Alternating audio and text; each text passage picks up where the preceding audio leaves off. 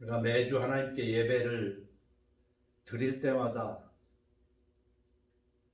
반복하고 반복해서 내가 예수 믿는 사람인가? 예수 믿는 사람이라면 과연 어떻게 하는 것이 예수 믿는 사람인가?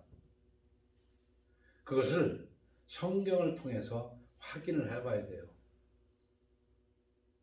그런데 웬만한 짧은 글이라도 처음부터 끝까지 손가락으로 짚어가면서 곱씹고 곱씹어서 그 의미를 깨달아야 되는데 슬쩍 지나가 가지고는 짧은 글도 제대로 이해할 수가 없어요.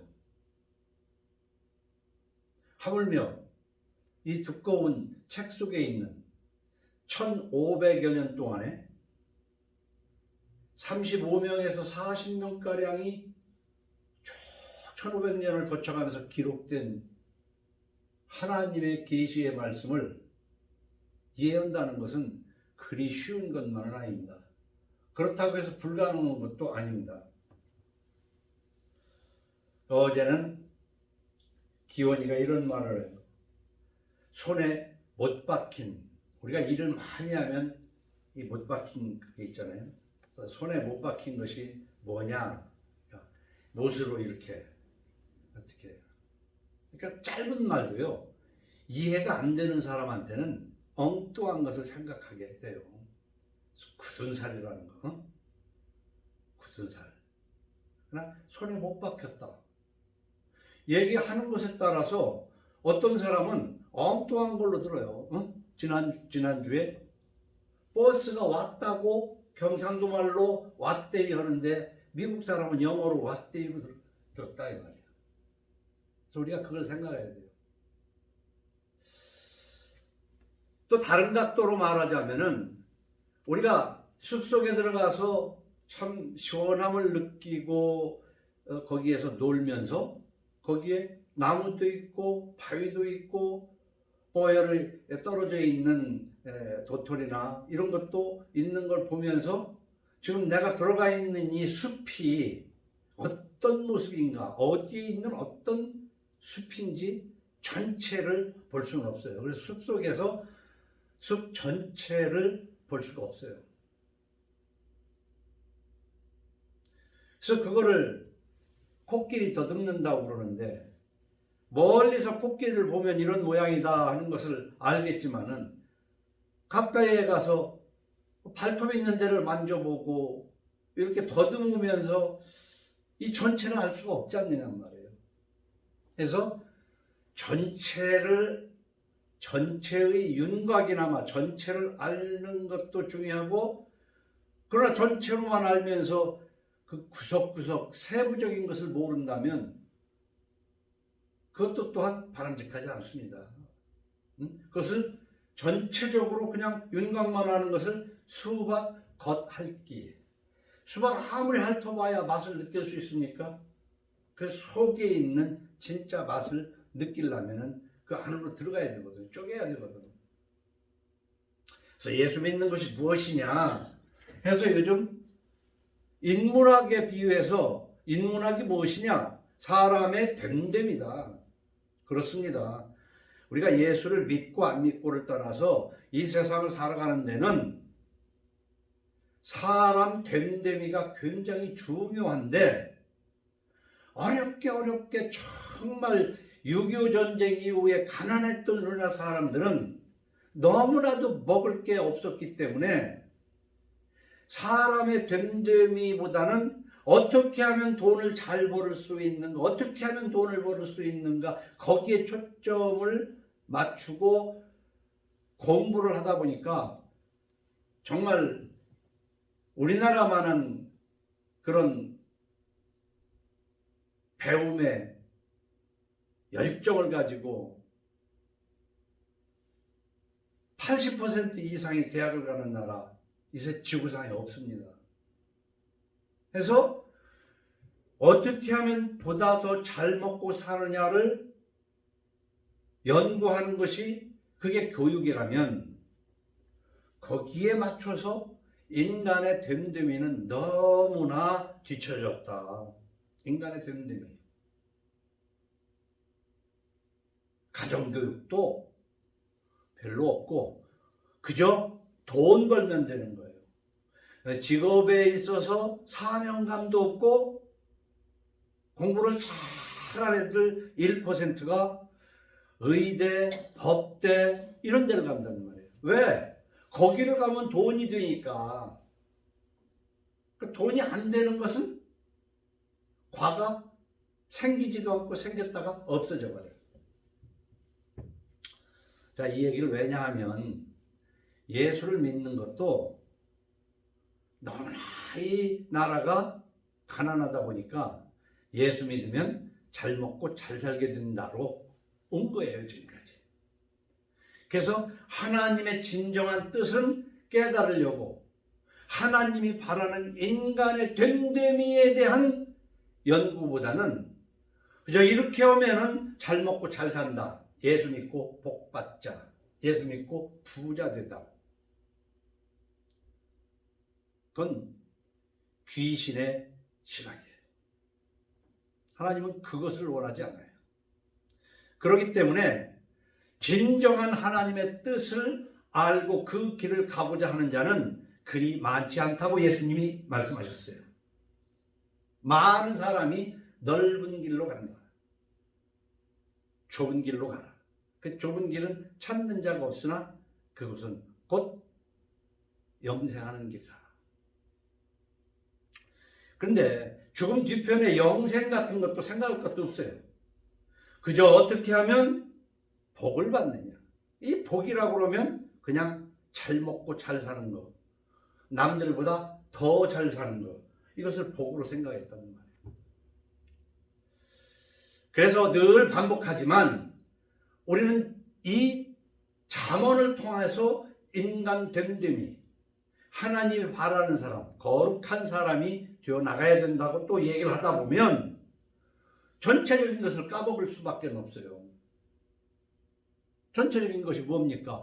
그것을 짧게 줄여서 창조주 여호와 하나님, 우리 주 예수 그리스도, 이 짧은 것 같지만 이걸 가지고 또 알으려고 그러면은 길어요. 적어도 창조주를 알려면 창세기 1장은 잘 읽어야 되고,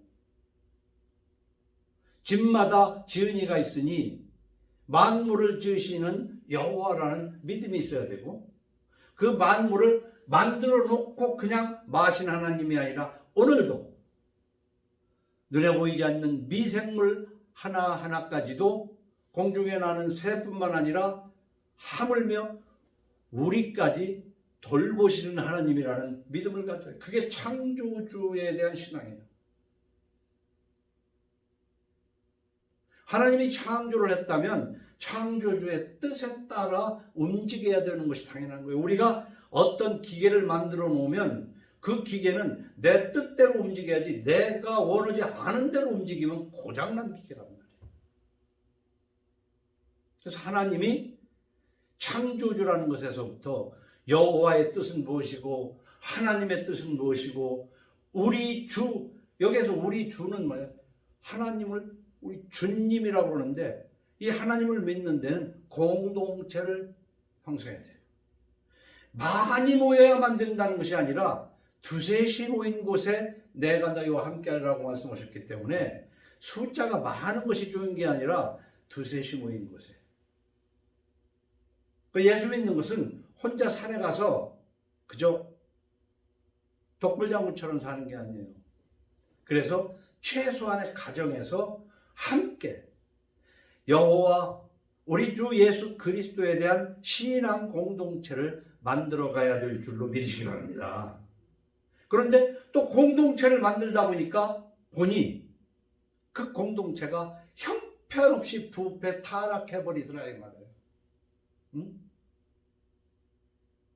그래서 계속해서 부패하는 곳에 너희는 나와라, 거기 있지 말고 떠나라, 이게 하나님의 뜻이에요. 그리고 그렇지 않으면 내가 너희와 함께 하지 않으라, 도무지 너희를 알지 못하리라. 너희들이 주여 주여 한다고 해서 내가 너희들을 인정하는 것이 아니다. 예수님이 하신 말씀이 아니냐 이 말이에요. 그래 지난주에는 우리가 선물에 대해서 생각해 봤어요. 인간은 주고 받고 그렇습니다. Give and take. 주는 것이 있으면 오는 것이 있어야 되지 않냐 이 말이에요. 오는 말이 고와야 가는 말이 곱지, 이런 말도 있어요. 인생은 혼자 사는 게 아니고 더불어 살아요. 더불어 살 뿐만 아니라 뭔가를 주고 받고 해가면서 사는 거야. 그래서 한국 사람은 공짜를 좋아한다고 해서 양잿물도 큰 거 먹는다고. 사람은 받는 걸 좋아해요. 솔직한 얘기로. 칭찬도 좋아하고 인정해 주는 것도 좋아하지만 뭔가를 줘야 좋아해. 안 주면 소용없어. 그런데 이 주는 것이 참 문제다 이게. 정말 선물이냐 뇌물이냐. 어디까지가 선물이고 어디까지가 뇌물인가. 그래서 내가 누구한테 뭔가를 줄 때 왜 주는가부터 생각을 해봐야 돼요. 목적이 있을 거 아니냐 말이에요. 공짜 점심은 없다. 그럼 거꾸로 남이 누군가 나에게 뭔가를 줄 때는 그것을 잘 헤아려서 받아야 된다는 것이지. 근데 하나님은 기본적으로 주라. 그리하면 주시리니 누르고 흔들어 넘치도록 주시리라. 베풀고 사는 그 삶을 하나님은 원하시는 거예요. 가난한 자의 것을 빼앗고 부자에게 주는 자는 더욱 가난해질 뿐이라 그랬거든요. 그래서 이런 말씀을 읽으면서 됨됨이, 사람의 됨됨이는 주고받는 것에서 깊이 하나님 뜻에 합당한 주고받음이 있어야 되는 거예요. 자, 그러면 우리가 받는 것을 놓고 볼 때, 받는 것을 선물로 표현할 때, 선물, 인생에 있어서 가장 큰 선물은 무엇일까?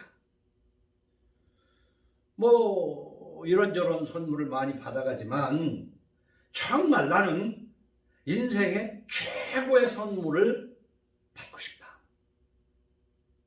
이 인생의 최고의 선물을 받고 죽어야 돼.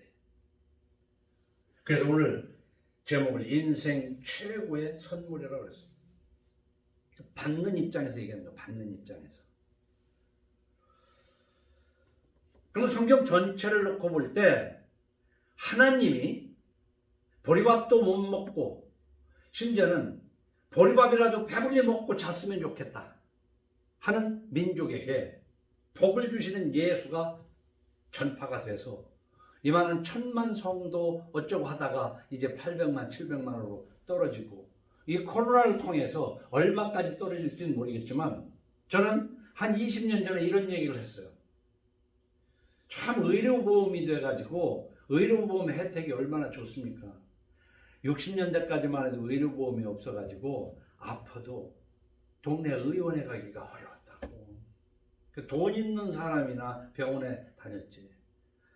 그러니까 그냥 참고 사는 거지, 아파서. 그러나 지금은 뭐 몇천 원만 내면 가서 의사를 만나잖아요. 참 좋은 세상 아니야. 그게 의료보험이라는 좋은 복지 제도 때문에 그래요. 그래서 한 20여 년 전에 그런 얘기를 했어요.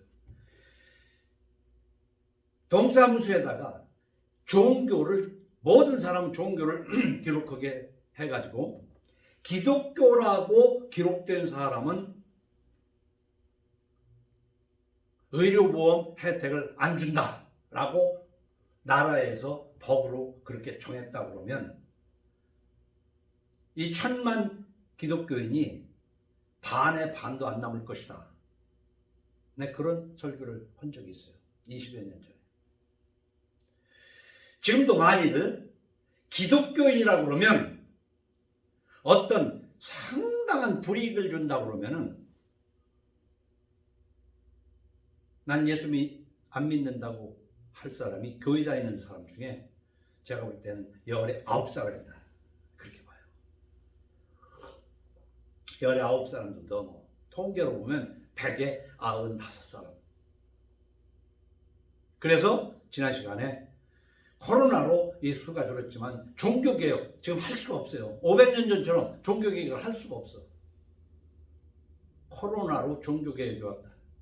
그래서 떨어져 나가서 10분의 1로 100분의 1로 줄어야, 그래서 기독교인이 어디 있어? 눈에 보이지 않을 정도. 그러면서 꿋꿋이 하나님의 말씀으로 성화해 가는 사람, 그런 가정, 거기가 교회다. 난 그렇게 보고 있어요. 그러면 우리 인생에 최고의 선물을 받아야 되는데, 이 선물이 무엇이냐? 내가 누군가에게 선물도 하지만 누군가에게서 선물을 받아야 되는데, 인생에 정말 받아야 할 선물이 뭐냐면 성령의 선물인 줄로 믿으시기 바랍니다. 성령의 선물이라고 하면 이렇게 볼 수가 있어요. 성령을 받는 것이 선물이기도 하지만 성령을 받으면 성령이 주시는 선물이 있어. 다시 말하면 성령을 받으면 은사가 생겨요. 성령을 받았다고 해서 모든 사람이 목사가 되겠느냐? 모든 사람이 복음 전하는 사람이 되겠느냐? 모든 사람이 병 고치는 자가 되겠느냐? 그렇지 않단 말이에요. 그래서 일단은 성령을 받아야 돼요. 그래서 성령의 선물이 최고의 선물이다. 그런데 성령을 받으면 기본적으로 어떠한 선물이 나타나느냐 하면, 예수께서 내 죄를 대신하여 십자가에 죽으신 죄사함을 믿게 돼요. 나는 죄 용서를 받았다는 것을 믿게 돼요. 죄사함을 믿고 그 믿음 위에 세례를 받는 거예요. 그러니까 한국교회에서 문제가 많은 것은 뭐냐면, 이 성령을 받지도 않고 믿음으로 내가 죄사함을 받았다는 마음도 없으면서 세례받은 사람이 엄청 많다 이거야. 엄청 많아. 그래서 제가 이단에서도 올라 얘기한 것이, 목사 된 지 얼마 안 돼가지고 논산 훈련소에 가서 진중 세례를 하는데 가가지고 쫙 100명씩 놓고 세례를 이렇게 해봤거든요. 하나님 나라 확장한다고 해서 그렇게, 그 사람들이 그냥 쫄병들이 와서 줄 서라니까 줄 서고 이렇게 한 것이 그게 세례냐고. 그때 따라가서 그 세례를 주면서 참 고민을 많이 했어요. 이게 세례라고 할 수 있냐? 그러면 교회에 와서 교회라고 와서 세례 받는 건 그건 세례냐? 우리가 한번 끝까지 따지지 말고 그냥 사람 많이 모이고 이러면 좋은 거지. 아니다.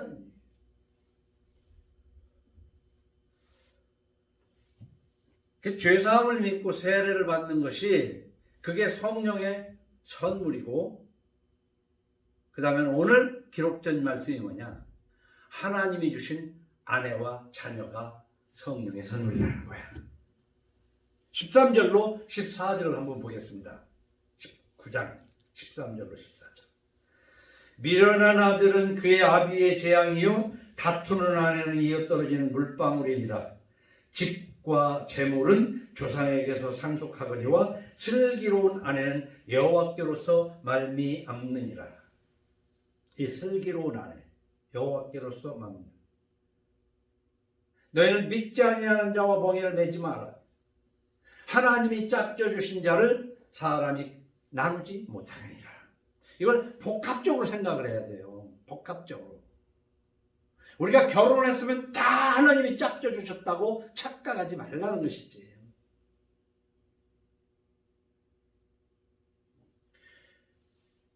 노아 때에 홍수가 내리기 전에 하나님의 아들들이 사람의 딸들과 먹고 마시고 결혼하고 시집가고 장가가고 하나님이 한탄하셨다고 그랬어요.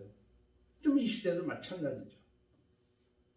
그런데 19장 앞에 18장 22절을 봐요. 18장 22절. 아내를 얻는 자는 복을 얻고 여호와께 은총을 받는 자리라. 결혼하면 다 하나님 은총 받은 거예요? 그게 아니다.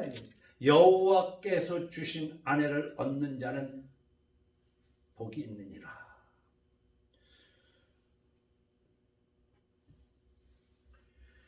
슬기로운 아내는 여호와께로서 말미암느니라. 우리 한국교회가 목사가 주례도 하고 목사, 장로, 권사, 집사들, 자녀들 다 결혼할 때, 그리고 여기 내 음성을 지금 듣는 사람들도 결혼할 때 상대를 어떤 기준으로 얻느냐 이 말이에요. 근데 제가 보니까 한국의 결혼이라는 건 다 그렇잖아요. 거기가 재산 내지는 앞으로 돈을 얼마나 벌 능력, 외모, 이게 우선 아니에요. 하나님의 주시는 눈으로, 영적인 눈으로 혼인을 하느냐 그 말이에요.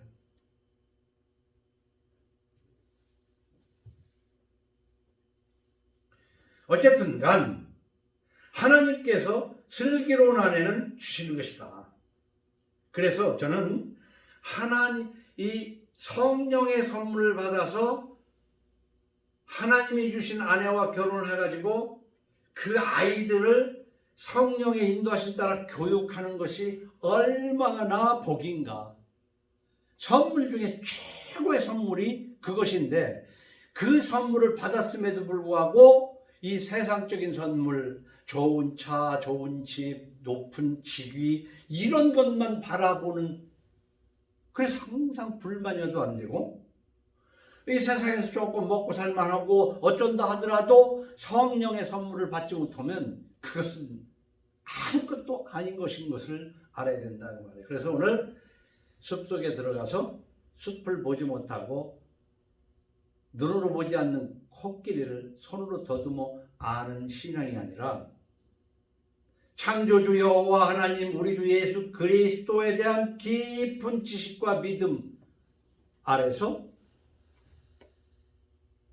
잠언으로 사람 됨됨이를 쌓아가는, 성화해 나가는 이 믿음의 사람들 되기를 예수 이름으로 축원합니다.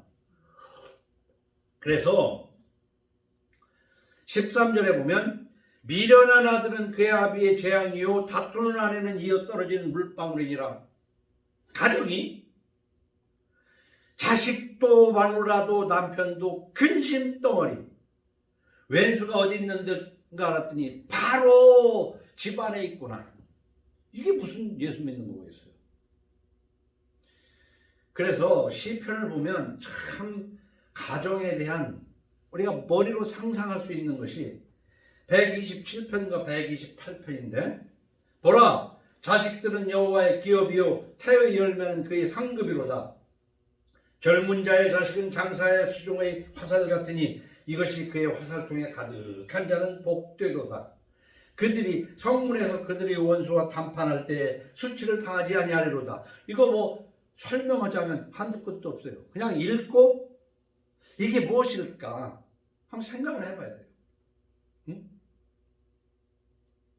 그래서 하나님의 말씀은 고기처럼 쉽고 다시 말하면 음미하고 깊이 묵상함으로써 얻어지는 거예요. 그냥 슬프 마시듯 호로록 마셔가지고는 그 고기의 깊은 맛을 느낄 수가 없어요. 성경은 그냥 많이만 읽었다고 되는 것도 아니고 한 구절 한 구절을 곱씹어야 돼요. 그래서 시편 127편이 그렇고 28편에서 1절에서 6절 짧은 걸 읽어보면, 여호와를 경외하며 그의 길을 걷는 자마다 복이 있도다. 일단은 여호와를 경외하며 그의 길을 걷는 자, 이건 뭐예요? 성화예요. 네가 네 손이 수고한 대로 먹을 것이라. 네가 복되고 형통하리로다. 하나님이 하늘에서 뚝 떨어져 주는 거예요. 사정이 있을 때는 까마귀를 보내가지고 떡과 고기도 보내주지만, 일반적으로는 예수 잘 믿는 건 말이에요. 일하기 싫어하면 먹지도 마. 굶어 죽게 놔둬. 네가 수고한 대로 먹어. 헛수고가 안 돼. 예수를 믿으면, 바로 믿으면 헛수고가 없어. 공짜도 없지만 일한 대로 먹는 거예요. 심은 대로 거둬요. 심은 대로 거두어질 수 있는 것은 엄청난 복이야.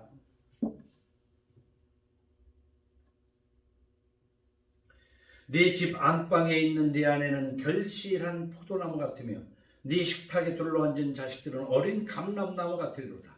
여호와를 경외하는 자는 이같이 복을 얻으리로다. 여호와께서 시온에서 네게 복을 주실지어다. 너는 평생에 예루살렘의 번영을 보며 네 자식의 자식을 볼지어다. 이스라엘에게 평강이 있을지어다. 이 시편 127편과 128편은 정말 성령의 선물로 하나님께서 주신 아름다운 가정교회예요.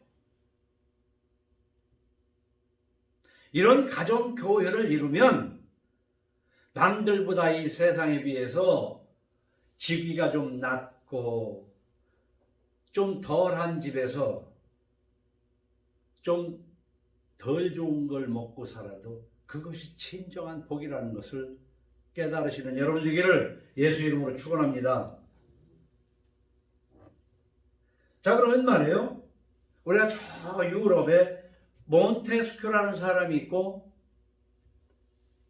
중국 대륙에 공자라는 분이 있었어요. 그분은 수신제가 치국평천하 뭐 한자로 이런 말을 했는데 그 얘기면 내가 너부터 수양을 하고 닦고 가정을 돌보고 가정을 돌본 여유에 그 다음에 나란 일도 해라. 다시 말하면 쥐몸도 제대로 건사를 못 오면서 시집장가 가고 나라를 하겠다고 나라를 맡아서 경영하겠다고 그러면 안 되는 얘기다는 얘기죠. 우리가 예수 믿는 데에서도 우선 나부터 바로 세워야 돼요. 그리고 가정을 세워야 돼요. 근데 저쪽 몬테스큐라는 사람은 이런 얘기를 했어요. 내게 즐거움이 될지라도 내 이 즐거움이 가정에 해가 되면 말아야 되고 이게 굉장히 중요해요. 우리는 즐겁게 살아야 된다고 그러지만 내 즐거움이 가정에 손해가 되면 말아야 된다. 내 가정의 즐거움이 되는데 사회에 해가 되는 것이면 말해야 된다. 이게 사람 된됨이 문학이 인문학이에요. 이게 인문학. 그런데 먼저 성령의 선물로 아내를 받은 자는 아이들을 하나님의 말씀으로 가르쳐서 시편 127편, 128편 같은 가정을 꾸려나가는 거예요. 그래서 잠언 10장 1절에 솔로몬은 이렇게 기록해요. 지혜로운 아들은 아비를 기쁘게 하거니와 미련한 아들은 어미의 근심이니라.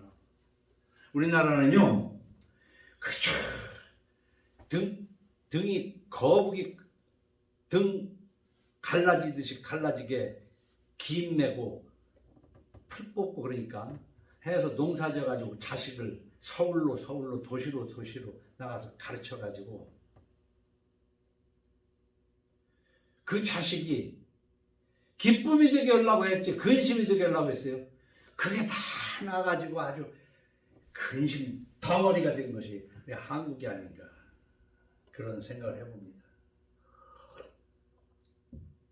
지혜로운 아들은 아비를 기쁘게 하거니와 미련한 아들은 어미의 근심이니라.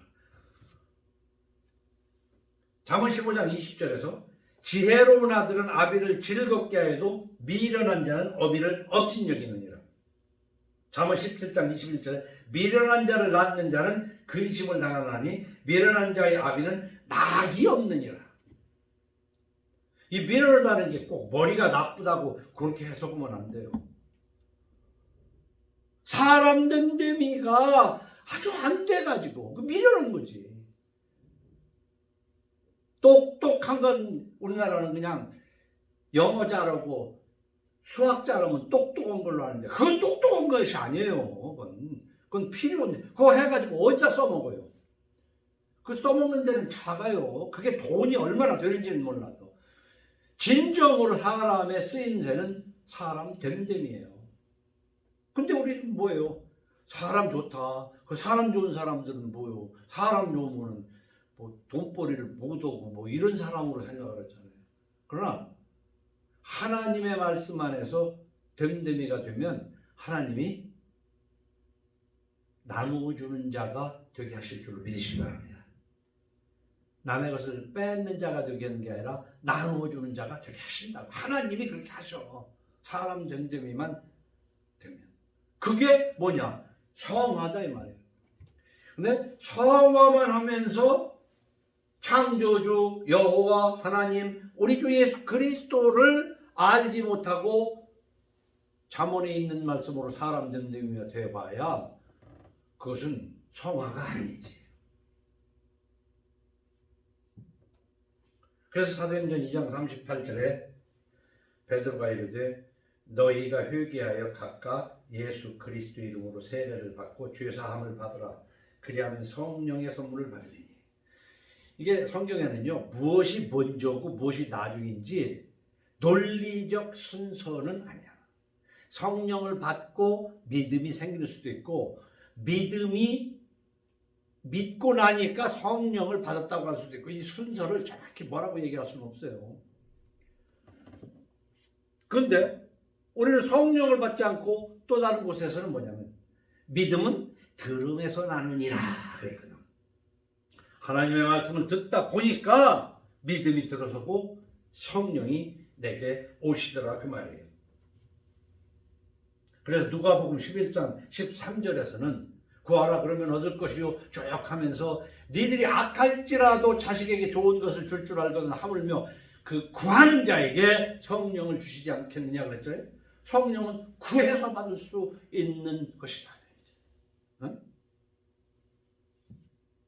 악할지라도 구하는 자에게 성령을 주시는 하나님이거든요.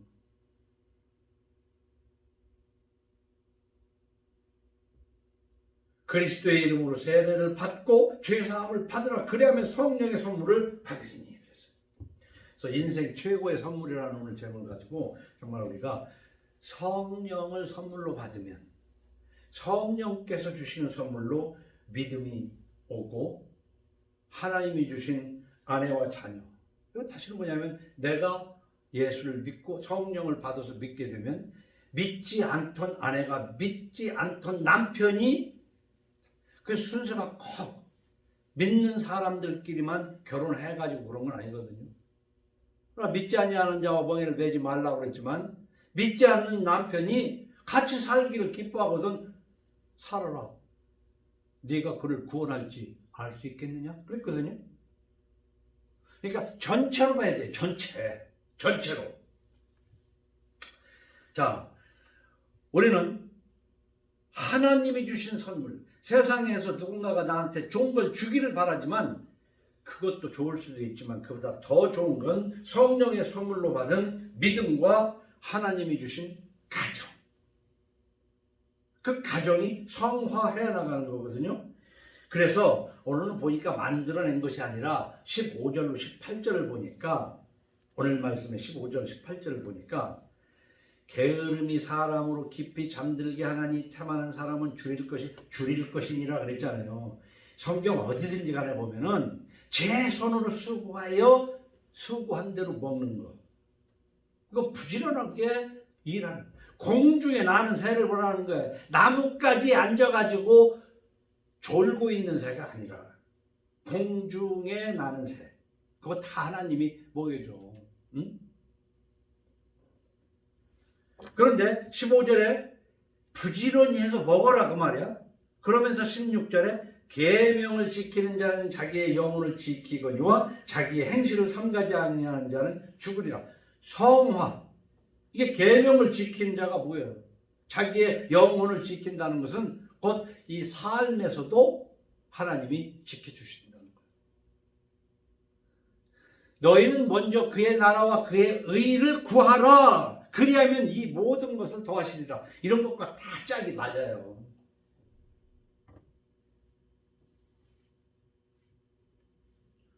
그렇기 때문에 인생 최고의 선물을 받으려면 먼저 15절에서 기록한 대로 근면해야 돼요.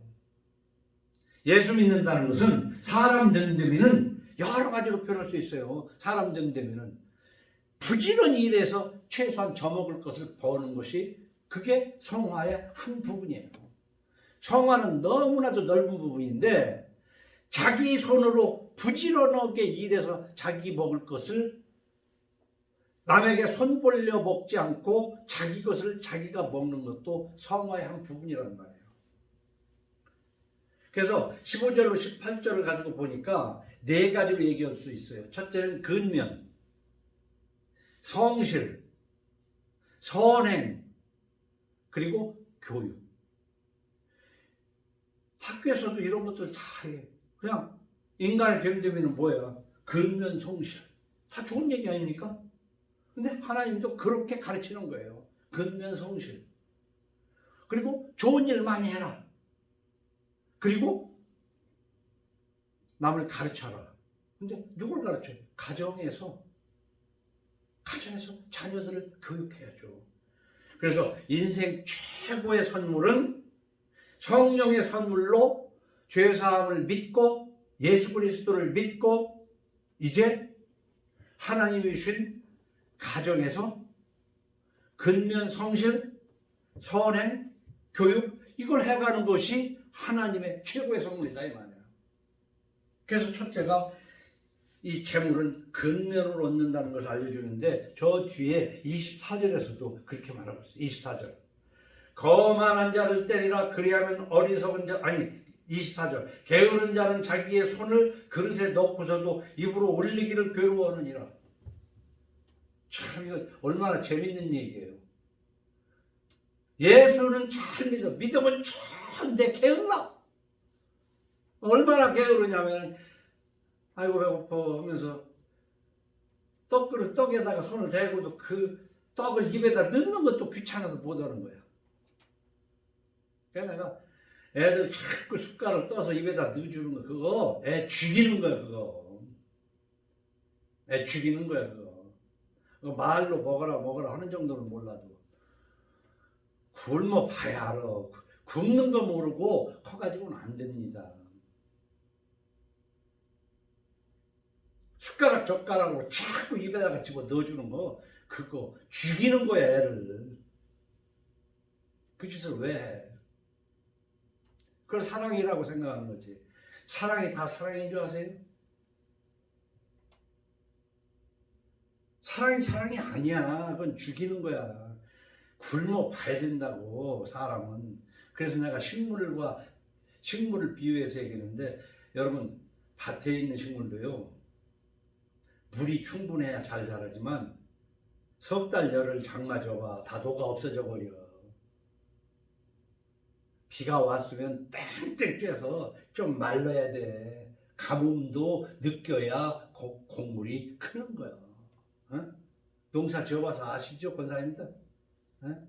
아이고 물만 해야 돼 하고 밭에다 맨날 물 대봐. 그 뿌리 다 썩어가지고 살겠냐고. 자식들도요 그저 필요한 거 없이 주고 또 주고 그냥 떠먹이고 입히고 막 왜 병신 만드는 거야. 애 죽이는 거야. 그걸 알아야 돼. 게으른 자는 자기의 손을 그릇에 넣고서도 입으로 올리기를 괴로워한다고 그랬어요. 인생 최고의 선물은 성령을 받아서 하나님이 주신 그 가정을 잘 교육해 나가는 거란 말이에요. 그래서 첫 번째가 근면을 가르쳐야 돼요. 잠언 24장 33절에 네가 좀 더 자자 좀 더 졸자 손을 모으고 좀 더 누워있자 하니 네 빈궁이 강도같이 오며 네 곤핍이 군사같이 이르리라. 이 가난이 그냥 막 썰물처럼 밀려온다는 거야. 그러니까 하나님은 그거 안 막아줘. 게을러가지고 그런 거는 참 표현도 얼마나 참 멋진지 모르겠어. 네 빈궁이 강도같이 온대. 네 곤핍이 군사같이 이르리라. 그래서 잠언 10장 5절에도 여름에 거두는 자는 지혜로운 아들이나 추수 때에 자는 자는 부끄러움을 끼치는 아들이니라. 이게 추수 때에 자는 자는 뭐예요? 이게 시간 관리가 안 되는 거지. 추수할 때는 추수해야 돼. 밥 먹는 시간에 밥 먹어야 돼. 잠 잘 때는 잠 자야 돼. 공부해야 할 때는 공부해야 돼. 이거 구별을 못하고 시간을 뒤죽박죽으로 살으니까 일을 해도 그렇잖아요. 일머리가 없어가지고 순서대로 초건 오면 남들보다 땀을 덜 흘리면서도 깔끔하게 끝내. 근데 일머리를 모르는 사람은 뒤죽박죽으로 해서 땀은 뻘뻘 내는데 남들 다 끝내도 저는 못 끝낸다고 일을. 그게 어려서 3살 먹어서 여든 간다고 어려서부터도 그날 하루하루를 오늘 할 일을 내일로 미루지 않고 차근차근 해나가는 것이 훈련이 되면 성인이 돼서도 먼저 할 거 하게 돼요. 그래서 예수 믿을 때도 너희는 먼저 그의 나라와 그의 의를 구하라. 하나님도 먼저 할 것을 구별하라고 성경에 썼잖냐 이 말이야. 그걸 구분을 그렇게를 못해. 내가 보니까 아들 별로 엉뚱한 순서로 한다고. 엉뚱한 돈을 써도요, 돈을 못 번다고만 생각하지 말고 꼭 써야 할 곳에 먼저 쓸 곳부터 쓰면 그렇게 모자라지 않아. 엉뚱한 데다 쓰니까 돈이 모자라지. 투자한다고 엉뚱한 데다 까먹으니까 진짜 써야 할 곳에 못 쓰는 거지. 가난한 자는 밭을 경작함으로 양식이 많아지거니와 불의로 말미암아 가산을 탕진하는 자가 있느니라. 이런 자는 이어서 매를 아끼는 자는 그의 자식을 미워함이라. 자식을 사랑하는 자는 그 일을 징계하리라. 매를 쳐서라도 가르치라는 얘기입니다. 16절에는 계명을 지키는 자의 자기의 영혼을 지키기려니와 이 계명주수 늘 예를 들지만 이게 성화예요. 가정에서 가정이 잘 되게 하려면 10계명부터 알아야 돼요. 우리가 성화가 여러 가지가 있는데 잠언을 보고 배운다고 그러는데 10계명 읽으면 그게 성화예요. 기본 틀이에요. 성화의 기본 틀. 도둑질하면서 성화하기를 말해요. 교회 나가서 성가대하고 무슨 교회 나가서 주차 관리하고 교회 나가서 하면서 간음하면서 거짓말하면서 남의 거 그냥 탐내가지고 빼앗으면서 그 10계명도 안 읽어봤나 그지대 가면서 예배당에 가서 그냥 하면은 그게 믿음 좋은 걸로 착각하는. 제발 속지 말라. 자기한테 속지 말라 이거야. 나를 사랑하고 내 계명을 지키는 자에게는 천대까지 은혜를 베푸느니라. 다른 거 아니에요. 10계명 속에 있는 거예요. 10계명 속에. 나를 사랑하고 내 계명을 지키는 자에게는 천대까지 은혜를 베푸느니라. 나의 계명을 지키는 자라 나를 사랑하는 자니 이랬잖아요. 그 다음에 착한 일을 많이 해야 된다고 하는데 10계명만 가지고는 안 돼. 도둑질 안 하고 남의 걸 뺏지 않고가 아니라 좀 더 적극적으로. 가난한 사람을 학대하는 자는 그를 지으신 이를 멸시하는 자요 궁핍한 사람을 불쌍히 여기는 자는 주를 공경하는 자이라. 궁핍한 사람을 불쌍히 여기는 이 측은지심이라는 게 있어야 돼. 성화가 되려면. 궁핍한 사람을 보고 불쌍해하지 않으면. 근데 궁핍한 사람을 보고 조롱하는 사람하고 궁핍한 사람을 보고 측은지심을 얻는 사람하고 인간 됨됨이는 하늘과 땅 차이인 거야. 그가 박사학위를 5개 가지고 있고 재산이 100억 1000억이 된다 할지라도 궁핍한 자를 우습게 알고 조롱하고 학대하는 자는 그건 인간이 아닌 쓰레기인 거야. 인간 쓰레기. 에? 인간 쓰레기가 돼도 한 100억만 가졌으면 괜찮겠죠. 그런 생각 가진 사람들이 많아. 귀를 막고 가난한 자가 부르짖는 소리를 듣지 아니하면 자기가 부르짖을 때에도 들을 자가 없으리라. 이런 말씀을 읽어가면서 착한 일에 힘써. 10계명은 기본이고 10계명을 지키는 것은 기본이고 이런 말씀을 들어가면서 손을 펴야 되는 거야. 왜? 주라 그리하면 주시리니. 이렇게 하면 없어지는 게 아니야. 과도히 아껴도 가난에 그치거니와 흩어 구제하는 자는 윤택하여질 것이라. 이런 말씀이 아멘 이라고 되어지느냐 이 말이에요. 그래서 자 오늘 뭐라고 했어요? 인생 최고의 선물은 성령을 받아서 예수 믿고 선행을 해가는 그 가족을 얘기하는 거 아닙니까? 그래서 선행을 해야 되는데 교육도 해야 된다고 가르치고 있어요. 17절은 뭐라고 했어요? 가난한 자를 불쌍히 여기는 것은 여호와께 구워드리는 것이니 그의 선행을 그에게 갚아주리라. 이 선행을 하라는 것이고, 그 다음에 18절은 뭐라고 했어요? 네가 네 아들에게 희망이 있은즉 그를 징계하되 죽일 마음은 두지 말라는 말이야.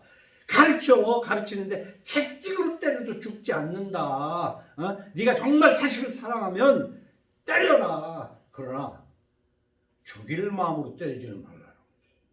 이거 얼마나 하나님 말씀이 정말 제대로 됩니까? 근데 29절에는 뭐랬어요? 29절에 심판은 거만한 자를 위하여 예비된 것이요 채찍은 어리석은 자의 등을 위하여. 채찍이 왜 있는 거야? 이 채찍 뭐라고 있는 거야? 어리석은 자 등짝을 때리라고 있는 게 채찍이라는 것이지. 매를 부었다 뭐해? 매 부었다 뭐예요 그거? 뛸뛰는 짓을 할 때 때리라는 거예요. 때리라고 매가 있다는 거예요. 근데 뭐 인권 해가면서 나라에서는 뭐 그냥 애는 뭐 꽃으로도 때리지 말으라고 해. 꽃으로 때리는 걸 그건 잘 해석해서 들어야 돼. 잘. 오냐 하고 먹을 거 쫓아다니면서 입에다 쳐 넣어주면요 애 독 먹이는 거예요. 오늘 아침에도 내가 봤어. 그냥 입에다 쳐 넣는 거야. 그냥 먹으라고. 어이구 그렇게 돈이 많어? 먹을 게 많어? 하나님의 말씀을 때려서라도 귓구멍에 넣어줘야 되는 거야. 그게 인생 최고의 선물이다. 교육을 잘해야 돼요. 잠언 23장 앞으로 읽을 거지만 13절에 이렇게 기록하고 있어요. 아이를 훈계하지 아니하려고 하지 말라. 채찍으로 그를 때릴지라도 그가 죽지 아니하리라. 네가 그를 채찍으로 때리면 그의 영혼을 스올에서 구원하리라. 잠언 23장 13절에 그렇게 하고 있어요. 그리고 신명기에서 가르치는 것의 기본이 뭐냐면은 신명기 6장이에요. 신명기 6장 진짜 주옥 같은 말씀이라고 봐요. 이는 곧 너희 하나님 여호와께서 너에게 가르치라고 명하신 명령과 규례와 법도라. 여호와께서 너에게 가르치라고 명하신 명령과 규례라는 거야. 아시겠어요? 우리가 예수 믿는 것에서는요 그냥 이상하게 그게 미신적으로 하는 이유가 뭐냐면, 여러분 뉴스를 봐서 아는지 모르지만 지금 이날에 대통령 후보로 나온다는 사람이 손바닥에다가 왕자 썼는데 그 뜻이 무엇인지는 모르겠어. 그게 부적인지 뭔지는 모르겠지만은 임금 왕자를 쓰면은 때로는 그럴 수 있어. 그냥 너 이 손에다가 뭐 쥐고 있어. 그래가지고 마음이 막 흔들리고 그럴 때 그것을 뭔가 하고 그냥 마음의 위로가 되게 하기 위해서 심리적으로 하는 것일 수도 있지, 꼭 종교적인 것으로만 해석할 필요는 없다 그렇게 봐요. 근데 문제는 그게 무슨 뭐 어떤 사람이 뭐 가르쳐줬다 어쩌다 하는데 대통령 될 사람이 적어도 그런 것에 의지했어야 되겠냐 이 말이야. 근데 그 사람이 성경을 들고 또 교회를 갔어요. 교회를 가가지고는 목사님이요, 나는 뭐 가톨릭도 좋아하고 불교도 좋아하고 뭐 개신교도 좋아합니다. 오늘 예배 잘 들었습니다 하고 감사하는 거 아니에요. 참. 그런데요 그거 웃을 거 없어요. 비슷한 교인들이 내가 볼 때는 절반 이상이야. 1000만 명이라고 그러지만 500만 이상의 교회 다니는 사람들이 다 그 수준이야. 뭐 다를 거 있어요? 예배 봤다고 그러는 것도 의미로 보면 예배를 드려야 되는 것인데, 예배 봤다고 하기보다는 예배 잘 듣고 갑니다 하더라고 얘기한 것이 참. 근데 그게 그 사람만 빈잔할 얘기가 아니라 우리 한국 교회라는 거 파라리 그 모양이야. 뭐 부적 안 가지고 다니는 줄 알아요? 다 결혼할 때 권사 장로들 자식들 여길 때 사주다. 아이고 여기까지만 하죠. 곧 너와 네 아들과 네 손자들이 평생에 네 하나님 여호와를 경외하며 내가 너희에게 명한 그 모든 규례와 명령을 지키게 하기 위한 것이며 또 네 나라를 장구하게 하기 위한 것이다. 이스라엘아 듣고 삼가 그것을 행하라. 그리하면 네가 복을 받고 네 조상들의 하나님 여호와께서 네게 허락하신 같이 젖과 꿀이 흐르는 땅에서 네가 크게 번성하리라. 이스라엘아 들으라. 우리 하나님 여호와는 오직 유일한 여호와이시니 너는 마음을 다하고 뜻을 다하고 힘을 다하여 네 하나님 여호와를 사랑하라. 오늘 내가 네게 명하신 이 말씀을 너는 마음에 새기고 네 자녀에게 부지런히 가르치며 집에 앉았을 때든지 길을 갈 때든지 누워있을 때든지 일어날 때든지 말씀을 강론할 것이며 너는 또 그것을 내 손목에 매어 기호를 삼으며 손목에 매어 기호를 삼으니까 이 성경에 써 있잖아요. 그것을 잘 마음에 새기라는 것은 잘못하면 이 내용은 생각 안 하고 손목에다 메고 다니면 그게 부적이에요. 응? 똑같은 거라도 이해를 잘못하면 부적이야. 성경에 손목에 매라고 그러고 이마에다 붙이라고 했잖아요. 여기다 이렇게 붙이고 다. 그 뜻을 멀리 있지 않게 손목에 있으면 언제든지 볼 수 있잖아. 아이 그 손목에 가늠하지 말라고 했는데 내가 이상한 생각을 했구나. 아이 도둑질하지 말라고 그랬는데. 근데 그런 건 무슨 뜻인지도 모르고 써가지고 여기다 메고 다니면 여기다 손바닥에 임금왕자 쓴 거하고 뭔 관계가 있어? 뭔 차이가 있냐? 그리고 예배 잘 듣고 갑니다 하는 것도 뭔 차이가 있어요? 자, 오늘은 잠언 19장 13절로 29절 말씀을 가지고 최고의 선물에 대해서 정말 우리는 누구나 다 선물 받기를 원해요. 그러나 인생의 최고의 선물은 성령의 선물로 단계로 놓고 보면 예수 그리스도를 믿고 죄사함을 받는 거예요.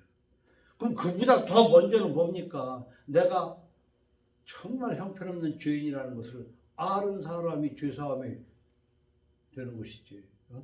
자 보세요. 죄사함을 받았는데요. 경범 벌금으로 한 100만 원 낼 거 사함 받아서 뭐 그렇게 뭐 좋을 거 뭐 있어요? 사함 받는데 사형 선고 받은 사람이 그 죄사함 받았다면 얼마나 감사할 일이에요. 그러니까 내 죄가 사형에 해당하는 지옥에 갈 그런 죄라니까. 그걸 먼저 알아야 돼요. 알고 예수님이 날 위해서 십자가에 죽으셨는데 그분이 우리 주야. 우리 가정의 주님이야. 그분이 창조주야. 그분이 이스라엘 사람들이 말한 여호와라고 부르는 것인데 사실은 YHWH처럼 읽을 수 없는 건데 몸을 마음대로 집어넣어서 여호와 혹은 야훼라고 말한 것뿐이지 발음할 수 없는 하나님의 이름이야. 그리고 하나님은 뭐예요? 우리가 중국 글자로 보면 신자 아닙니까? 나쁜 신이 귀신인가 하면 거룩한 신이 성신이야. 응? 신하면 나쁜 것 같아도 귀신 오면 우리는 성신이 우리에게 안 오시면 귀신이 나를 지배하는 줄 믿으시기 바랍니다. 그래서 인생 최고의 선물은 성신 받고 예수 그리스도를 믿어서 하나님이 주신 가정을 하나님의 말씀으로 잘 교육하며 선행하고 성화해 나가는 것이 최고의 선물인 줄로 믿으시기 바랍니다.